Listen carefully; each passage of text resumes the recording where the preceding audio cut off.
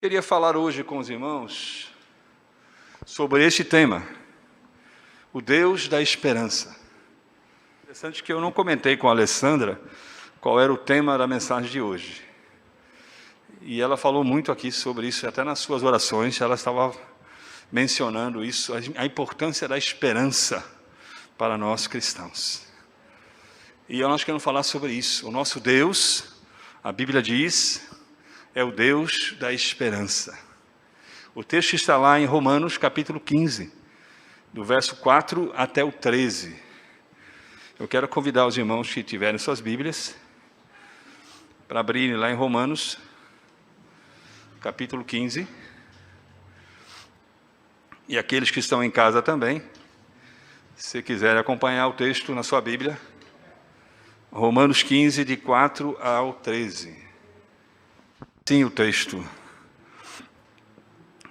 Ora, nós que somos fortes, devemos suportar as debilidades dos fracos e não agradar-nos a nós mesmos. Portanto, cada um de nós agrade ao próximo no que é bom para a edificação. Porque também Cristo não se agradou a si mesmo. Antes, como está escrito, as injúrias dos que te ultrajavam caíram sobre mim. Pois tudo quanto outrora foi escrito, para o nosso ensino foi escrito, a fim de que pela paciência e pela consolação das Escrituras tenhamos esperança. É a primeira vez que aparece aí no texto a palavra esperança. Continuando, versículo 5.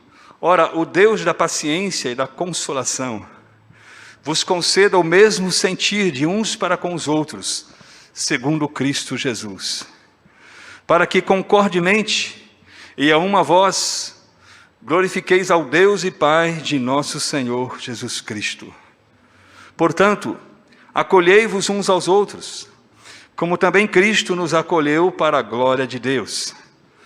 Digo, pois, que Cristo foi constituído ministro da circuncisão, em prol da verdade de Deus, para confirmar as promessas feitas aos nossos pais, e para que os gentios glorifiquem a Deus por causa da sua misericórdia, como está escrito: por isso eu te glorificarei entre os gentios, e cantarei louvores ao teu nome. E também diz: alegrai-vos, ó gentios, com o seu povo. E ainda: louvai ao Senhor, vós todos os gentios, e todos os povos o louvem. Também Isaías diz: haverá a raiz de Jessé, aquele que se levanta para governar os gentios. Nele os gentios esperarão. E o versículo 13. E o Deus da esperança vos encha de todo gozo e paz no vosso crer, para que sejais ricos de esperança no poder do Espírito Santo. Amém? No curso de hermenêutica sagrada que os irmãos fizeram, agora no final do ano, começou comigo, depois terminou com o pastor João Carlos, os irmãos devem se lembrar que uma das recomendações da hermenêutica sagrada é quando uma palavra aparece várias vezes no texto, é porque essa palavra é muito importante. Tem uma mensagem ou um significado muito forte para a mesma palavra aparecer várias vezes no texto. E aqui no versículo 4 apareceu esperança. E agora aqui no 13 apareceu 2 vezes a palavra esperança. O 13 diz: o Deus da esperança vos encha de todo gozo e paz no vosso crer, para que sejais ricos de esperança no poder do Espírito Santo. Então vamos orar, queridos, mesmo assentados como vocês estão, vamos orar mais uma vez. Senhor, concede, Pai, agora que possamos ouvir a mensagem que o Senhor tem preparada para os nossos corações.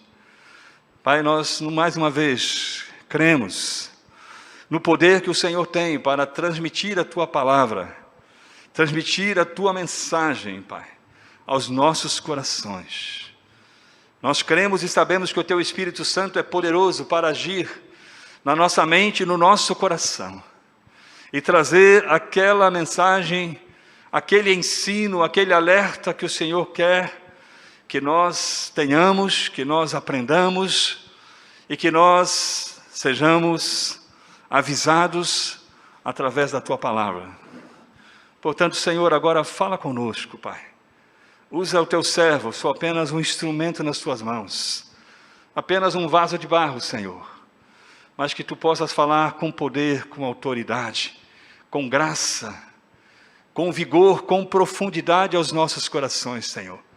E assim nos fortaleça, e assim nos edifique, e assim, Senhor, nos ajude a prosseguirmos na caminhada, vitoriosos e alegres, e desfrutando da Tua paz, porque o Senhor está conosco. Nós Te adoramos, ó Pai, no nome precioso de nosso Salvador Jesus. Amém, amém, amém. O Deus da esperança. É interessante a Bíblia falar aqui no versículo 4 do texto que nós lemos, aliás, no versículo 13, falar o Deus da esperança. Porque esperança é algo que ainda não aconteceu. Esperança é algo que ainda não vemos. E por isso aguardamos. E por isso esperamos. Agora, o nosso Deus, Ele sabe de tudo que já aconteceu e o que vai acontecer. Para Ele não há nada oculto nem escondido. Para Ele não há surpresas. Ele conhece tudo, todo o tempo, todas as coisas, Ele conhece tudo. Mas a Bíblia aqui, Paulo escrevendo aos Romanos, usada pelo Espírito Santo, ele escreve no versículo 3, e o Deus da esperança. Eu entendo que é no sentido que Deus quer nos abençoar, Deus quer abençoar os seus filhos, a sua igreja, para que nós tenhamos esperança. Porque nós não sabemos o que vai acontecer daqui a 1 minuto, daqui a 1 hora, daqui a um dia, daqui a uma semana. Nós não sabemos. E Deus sabe que nós precisamos desfrutar da esperança para poder continuar na caminhada, sem desistir, sem retroceder, sem desanimar. Porque, amados, quando alguém perde a esperança, a situação fica muito difícil. O ser humano não consegue viver sem a esperança. Quando a esperança se vai, o que chega? O desespero. Uma situação de confusão mental. Então nós precisamos de esperança. O ser humano precisa de esperança para poder viver e poder continuar a caminhada. E a igreja, muito mais. A igreja precisa de esperança. Nós vivemos dias trabalhosos, dias dificultosos, e nós precisamos ter esperança. E nesse texto, e alguns outros textos que eu vou citar durante essa meditação, eu quero mostrar para os irmãos a importância de você ser rico de esperança, como Deus deseja. O Senhor quer que eu, você, sejamos ricos, cheios de esperança. Que em nossa vida e nosso coração não haja lugar para desesperança, não haja lugar para desânimo, não haja lugar para abatimento, não haja lugar para medo, insegurança, porque o Senhor quer que nós sejamos ricos em esperança. Amém? Então é nesse texto que eu queria trabalhar primeiramente sobre esse assunto. Aí está o texto, versículo 4. Pois tudo quanto outrora foi escrito, para o nosso ensino foi escrito, a fim de que, pela paciência e pela consolação das Escrituras, tenhamos esperança. Então, amados, o primeiro ponto, dessa meditação.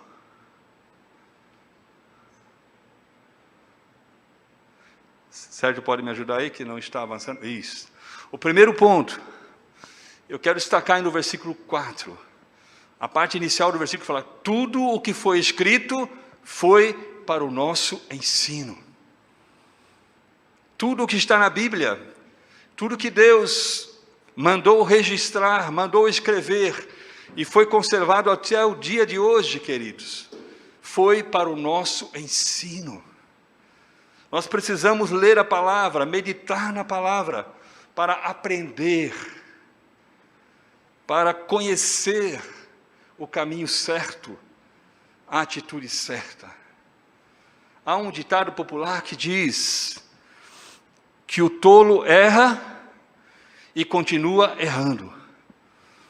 O inteligente erra, aprende com o seu próprio erro e não erra mais.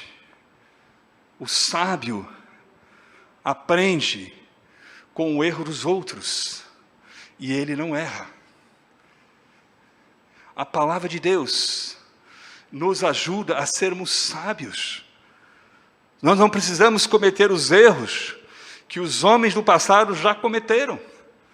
Se nós estudarmos a Bíblia e meditarmos na Bíblia, nós vamos aprender quantas coisas erradas que homens e mulheres fizeram no passado e não deu certo, e foi problema, e foi aflição, e foi até destruição para a vida deles. Então nós não vamos repetir esses erros para sofrer essas mesmas consequências.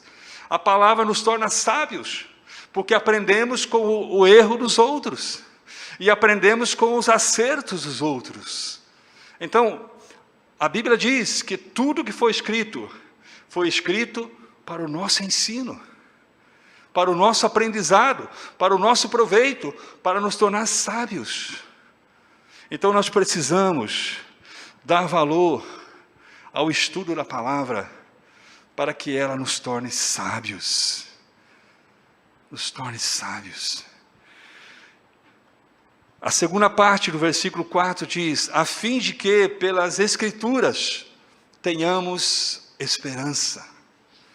Então, além de nos ensinar, além de nos dar a possibilidade de sermos sábios, a palavra de Deus também, ela foi escrita para que, através das Escrituras, tenhamos esperança. Quando lemos a palavra, quando aprendemos com a palavra de Deus produz esperança em nossos corações.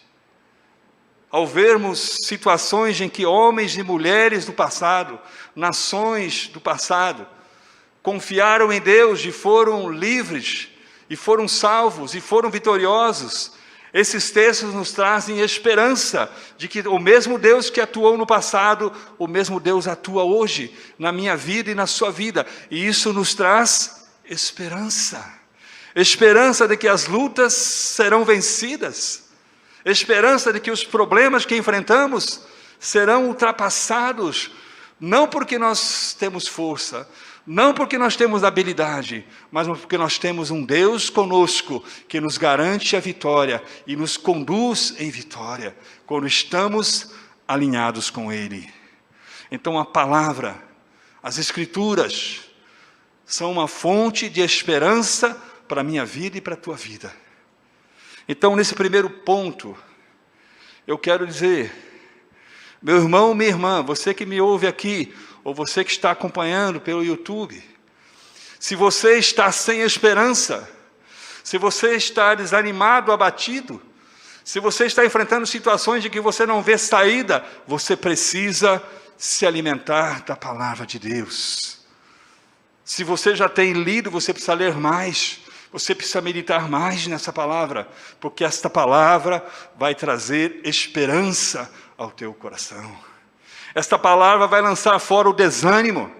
Esta palavra vai lançar fora todo negativismo que talvez as circunstâncias ou até outras pessoas têm incutido na sua mente. Ou quem sabe até o nosso adversário às vezes tenta incutir na nossa mente pensamentos negativos, pensamentos que não adianta, não vai dar certo, isso não vai resolver, você é um derrotado, você é uma derrotada. Isso são palavras do nosso adversário, querendo derrubar, querendo enfraquecer a tua vida. Mas à medida que você se aprofundar nesta palavra, essa palavra vai trazer esperança para o teu coração. Porque nós cremos num Deus para o qual não há impossíveis. Um Deus que não há impossíveis. Você quer uma prova?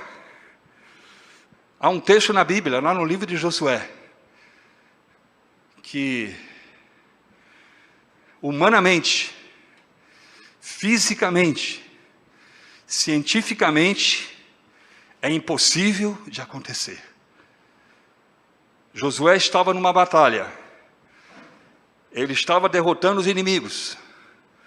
E eram muitos. E o dia estava acabando. E diz o texto que Josué orou: sol, detente em Ajalon, e lua, detente no céu. E a Bíblia diz que Deus ouviu a oração de Josué. O sol se deteve quase um dia inteiro. Amados, isso cientificamente é impossível. Como que o sol pode parar? Na verdade, não é o sol que está se movimentando, é a terra que gira. E à medida que a terra gira, o dia vira noite e a noite vira dia. É a terra que está girando. Então não foi o sol que parou. A terra é que parou de girar, para que aquele dia durasse mais quase um dia inteiro. É impossível? É impossível. Quem conhece um pouquinho de física, meus irmãos, se a Terra parar de girar repentinamente, ela está girando a uma certa velocidade. Se ela parar de girar repentinamente, o mar, pela inércia do movimento giratório da Terra, o mar vai continuar no seu movimento e vai cobrir toda a terra e vai destruir tudo que existe pela frente. Se você pegar um balde e começar a girar um balde, e de repente você parar o balde girando, o que acontece com a água? Toda a água sai fora do balde. Então, fisicamente, cientificamente, é impossível a terra parar de girar. Mas no livro de Josué diz que o sol parou no céu quase um dia inteiro. E depois lá no livro do profeta Isaías, e no livro de Reis, quando Isaías foi dar a notícia para o rei Ezequias que ele estava para morrer, o Senhor mandou avisar o rei que ele estava para morrer. Isaías foi dar a notícia ao rei. E Ezequias, depois que Isaías saiu com aquela notícia, diz o texto que Ezequias virou para o lado e chorou, e orou ao Senhor, falou: Senhor, me concede mais tempo de vida. E o Senhor falou com Isaías, que ainda estava no caminho, voltando para sua casa: volta lá e diz ao rei Ezequias que a oração dele foi ouvida, e ele viverá mais 15 anos. E aí ele pediu um sinal. O profeta Isaías falou: o que você quer? Que o relógio de Acaz avance 10 graus ou retroceda 10 graus? O rei falou: eu quero que retroceda, porque avançar é fácil. Pois bem, a Bíblia diz que o relógio de Acaz retrocedeu 10 graus. Se o relógio retrocedeu 10 graus, é porque a posição do sol voltou esses 10 graus. E há cerca de uns 30 anos atrás, a NASA estava fazendo um estudo para o lançamento de alguns foguetes, e nos programas de computador que ela fazia, havia um erro que ela não conseguia finalizar aquele estudo. Não dava certo. Alguma coisa estava errada na contagem de tempo e não conseguia fazer aquilo. Aí havia um cristão lá no meio, falou: olha, a Bíblia diz, lá em Josué, que o sol parou quase um dia inteiro. E lá em Isaías, e no livro de Reis, que o relógio de Acaz retrocedeu 10 graus. Muito bem. Eles acrescentaram um dia que faltava na contagem dos dias, naquele programa. E quando acrescentaram aquele dia que estava faltando, o programa conseguiu rodar e funcionar. Então foi cientificamente comprovado que faltava um dia, que era a soma daquele quase um dia inteiro de Josué, mais os 10 graus na vida do rei Ezequias. Cientificamente comprovado aquilo que é impossível de acontecer. Então, amados, quando nós estudamos a palavra, nós aprendemos a crer no Deus dos impossíveis. O Senhor perguntaria para mim agora: qual é o seu problema? Qual é a sua dificuldade? Ele perguntaria para você também hoje: qual é o seu problema? Qual é o seu impossível hoje? Se você estudar essa palavra, e se você crer nesse Deus da palavra, você vai ter esperança, que ainda que pareça impossível, quando você crer nesse Deus, o impossível vai acontecer. Porque Ele é especialista em fazer impossíveis acontecer, o nosso Deus. Aleluias. Então a Bíblia nos torna homens, mulheres, cheios de esperança. Porque cremos num Deus que não tem impossível para Ele. Aleluia. Então, amados, as Escrituras nos trazem esperança. E agora o versículo 13, no final do texto que nós lemos, diz assim: e o Deus da esperança vos encha de gozo e paz no vosso crer, para que sejais ricos de esperança no poder do Espírito Santo. O Deus da esperança. Eu quero então, terceira parte dessa meditação, fala: e o Deus da esperança vos encha de gozo e paz. O Deus da esperança quer encher a nossa vida primeiramente de gozo, alegria. Alegria do Senhor.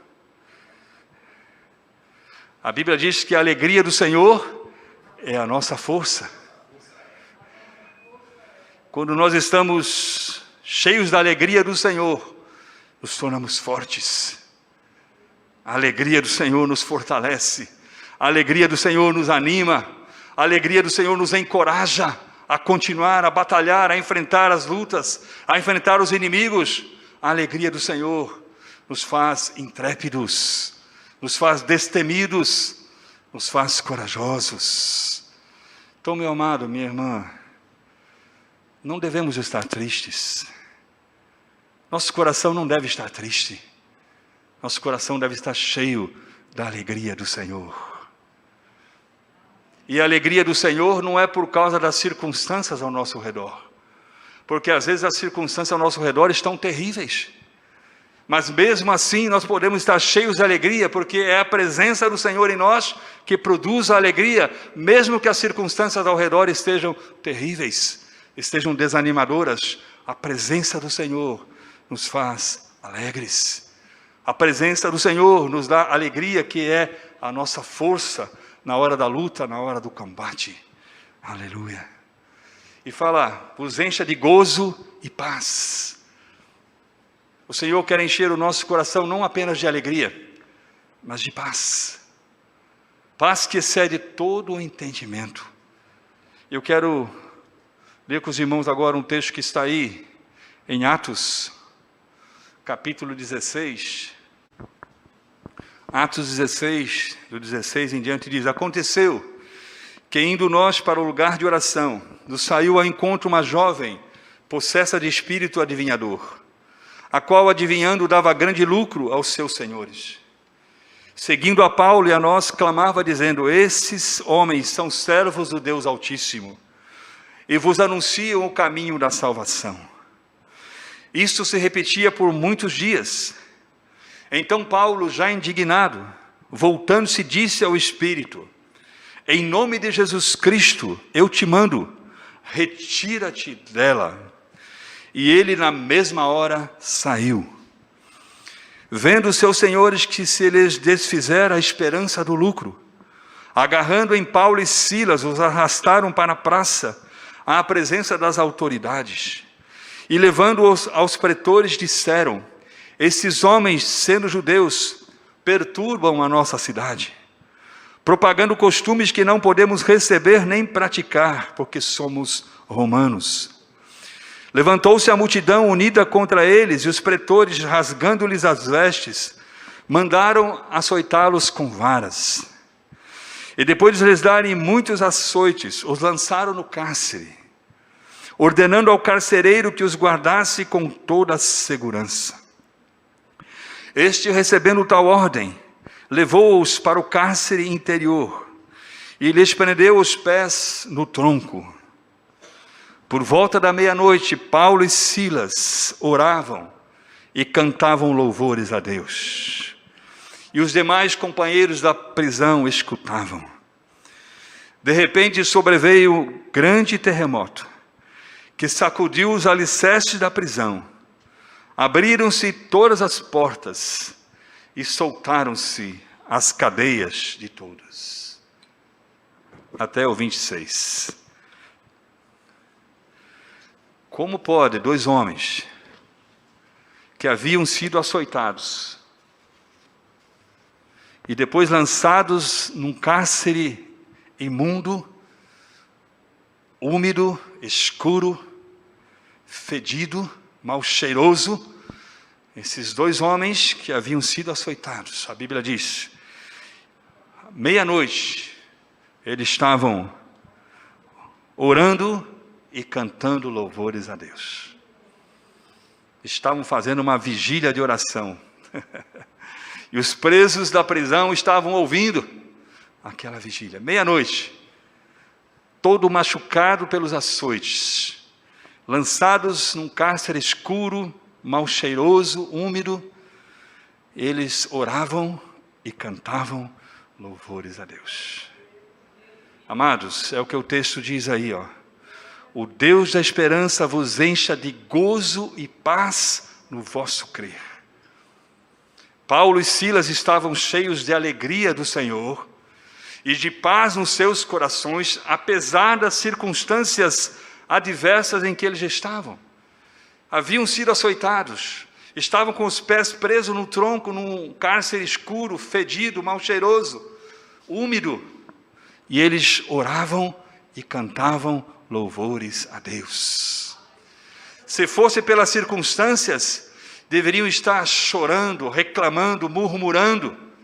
Libertaram uma moça que estava possessa de um espírito de adivinhação e receberam como prêmio açoites e uma prisão no cárcere. Mas isso não os abateu, isso não os desanimou, isso não trouxe sobre eles tristeza nem reclamação. Eles oravam e cantavam louvores a Deus, porque eles estavam cheios da presença do Senhor. E a presença do Senhor é alegria no coração daquele que está cheio da sua presença. A presença do Senhor em nós é paz, mesmo em meio às lutas, mesmo em meio às dificuldades e até injustiças que às vezes podemos sofrer. Paulo e Silas foram injustiçados, eles eram cidadãos romanos, eles não podiam ser açoitados, mas eles não sabiam, os pretores não sabiam que eles eram cidadãos romanos, e por isso os açoitaram. Mesmo assim, eles oravam e cantavam louvores a Deus. Então, o Deus da esperança, diz Paulo, que já tinha passado por essa situação, ele escreveu aos romanos: o Deus da esperança vos encha de gozo e paz no vosso crer. Quer dizer, ele tinha experiência, ele sabia o que era isso, sentir alegria e paz no meio da dificuldade, no meio da tribulação. Eu sei que se eu der oportunidade aqui, vários irmãos vão levantar a mão. Eu posso testemunhar isso também. Eu já experimentei alegria e paz na minha vida em muitas situações de grande dificuldade, porque o Senhor estava presente na minha vida. Então, amados, alegria, mais paz, mais fé. É o que diz o texto aí, olha aí, observe aí.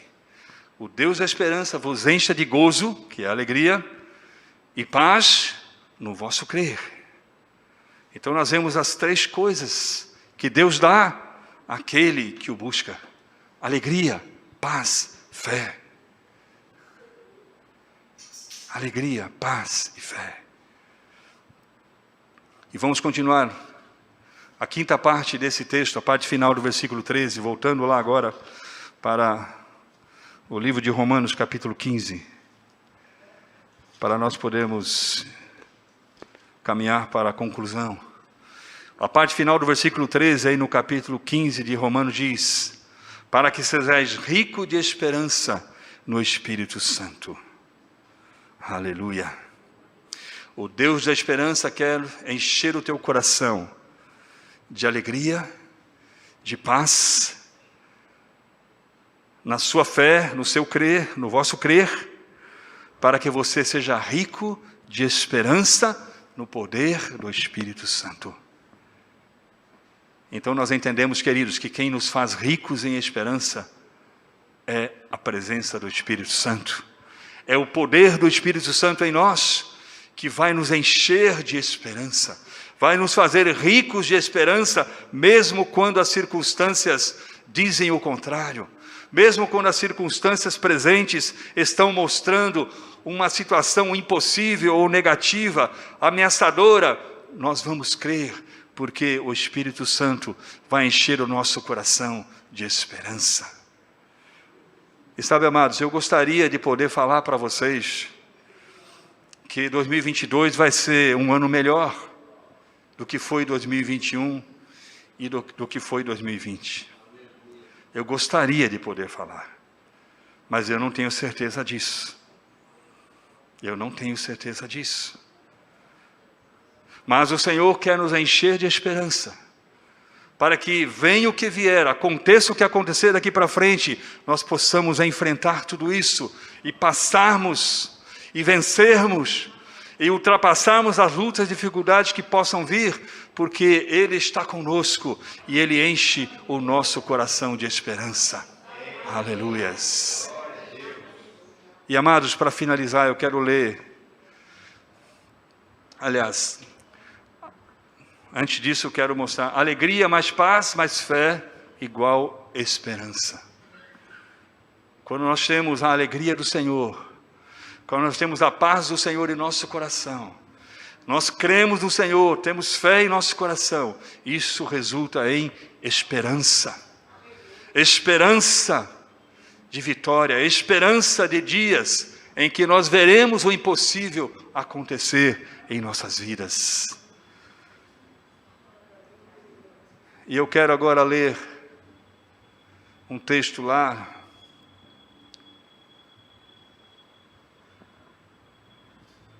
Segundo Crônicas, para nós finalizarmos. Segundo Crônicas, capítulo 32.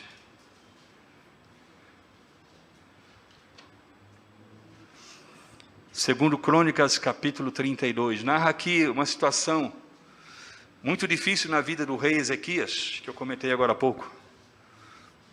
Esse rei foi um dos poucos reis de Judá. Foi um dos poucos reis de Judá que foram retos e tementes ao Senhor.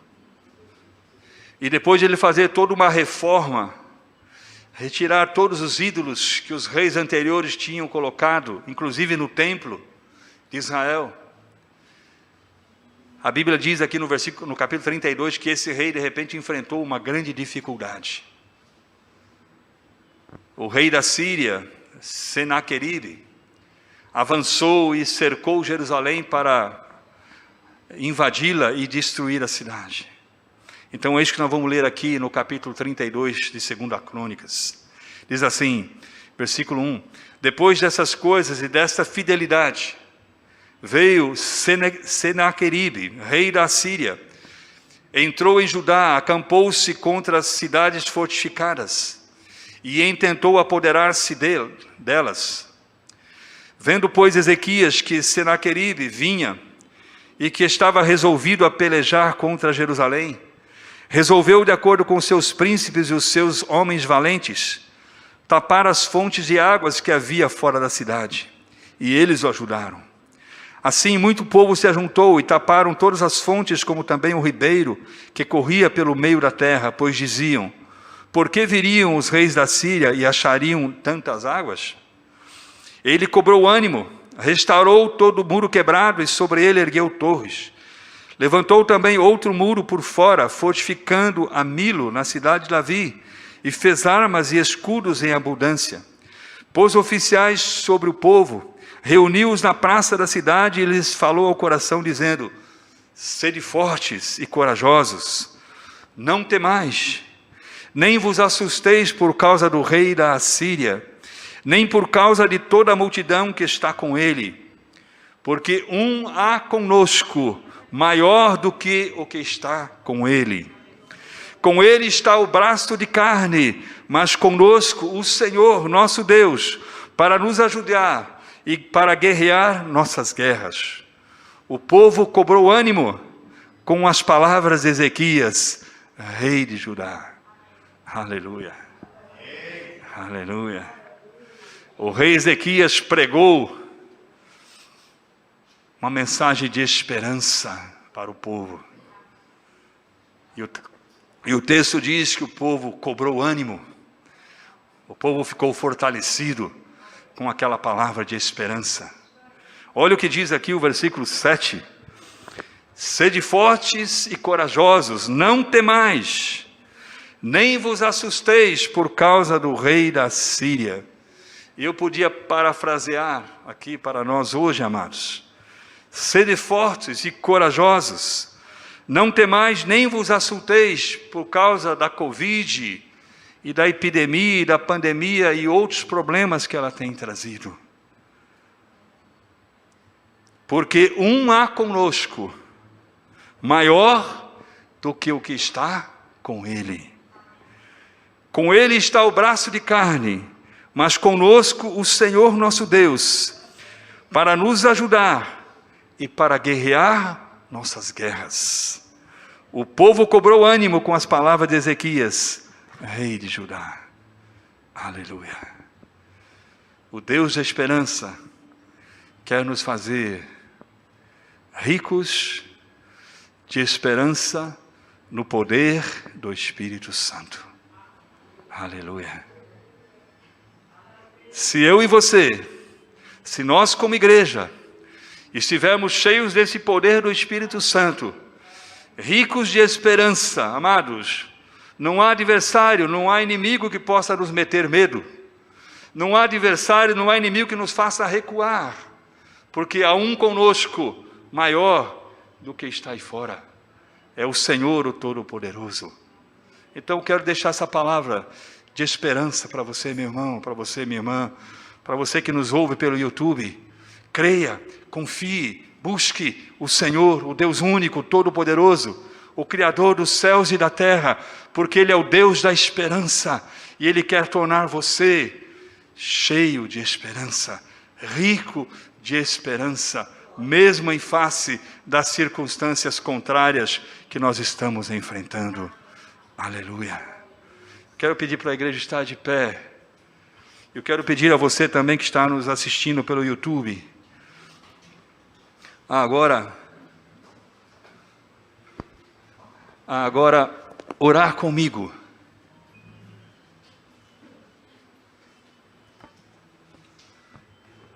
Qual é o desafio que você está enfrentando?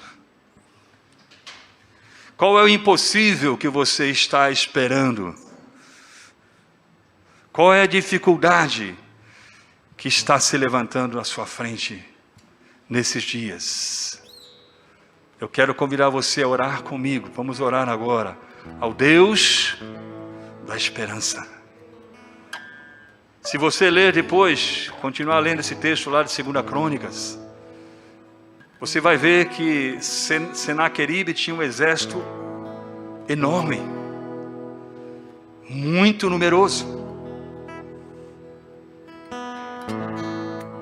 Mas Israel não precisou, Judá não precisou usar nenhuma espada, nenhuma lança, nenhuma flecha para vencer aquele exército numerosíssimo. O Senhor enviou um anjo que durante a noite aniquilou 180.000 soldados da Síria.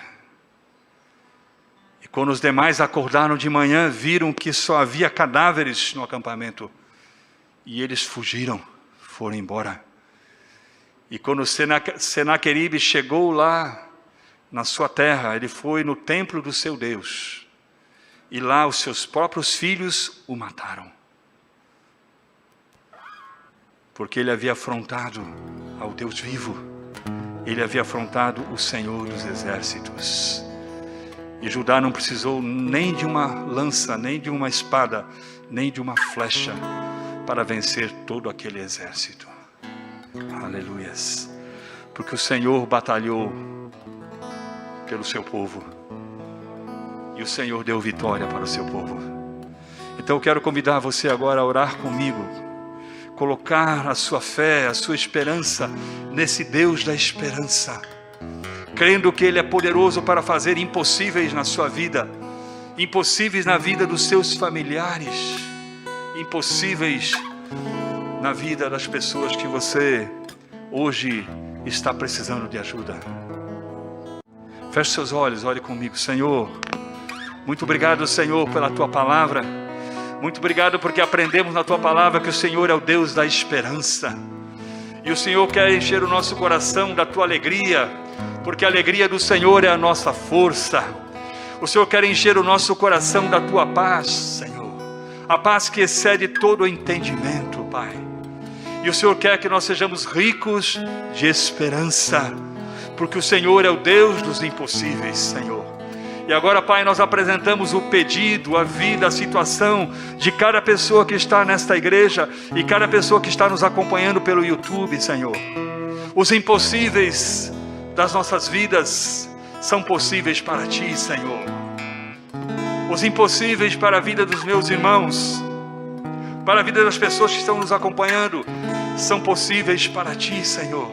E nós queremos agora apresentar esses impossíveis na Tua presença, colocar diante do Teu altar, Senhor, porque o Senhor é o Deus que pode transformar impossíveis em coisas realizadas, Senhor, para a glória do Teu nome. Repreende todo o mal, Senhor. Repreende o nosso adversário, repreende os nossos inimigos, Pai, pelo poder do nome de Jesus, e concede vitória ao Teu povo, concede libertação e salvação àqueles que ainda estão hoje perdidos e escravizados, Pai.